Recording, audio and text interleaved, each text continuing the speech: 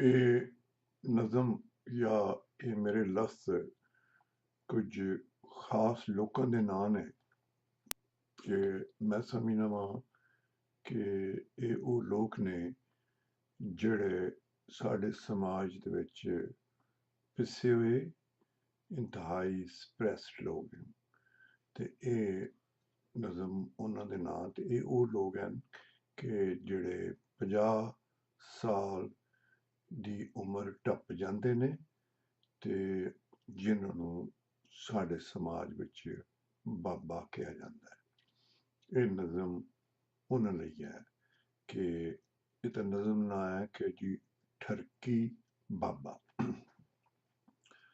ਬਾਬਾ ਇਸ਼ਕ ਦੀ ਗੱਲ ਨਾ ਕਰ, ਬਾਬਾ ਇਸ਼ਕ ਦੀ ਗੱਲ ਨਾ ਕਰ, ਇਹ ਤੇਰਾ ਕੰਮ ਨਹੀਂ।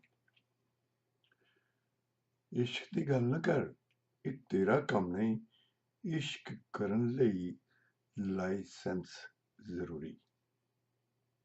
ਇਸ਼ਕ ਕਰਨ ਲਈ ਲਾਇਸੈਂਸ ਜ਼ਰੂਰੀ।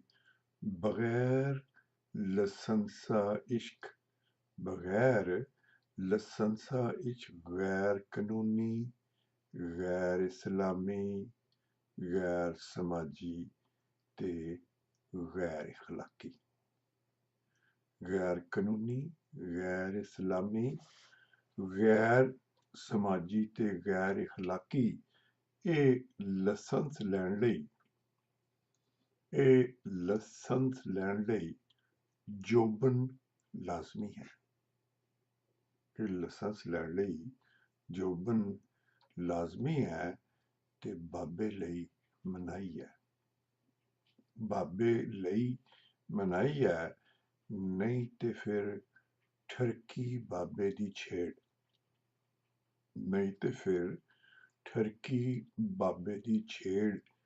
ਲੱਖ ਲਾਨਤ, ਚਿੱਟਾ ਝਾਟਾ ਆਟਾ ਖਰਾਬ। ਲੱਖ ਲਾਨਤ, ਚਿੱਟਾ ਝਾਟਾ ਆਟਾ ਖਰਾਬ ਤੇ ਵਾਂਗ ਮੁਕੱਦਰ ਇਹਦੇ ਗਲ ਪੈ ਜਾਂਦੇ ਨੇ। ਵਾਂਗ ਮੁਕੱਦਰ ਇਹਦੇ ਇਸ ਬਾਬੇ ਦੇ ਗਲ ਪੈ ਜਾਂਦੇ ਨੇ।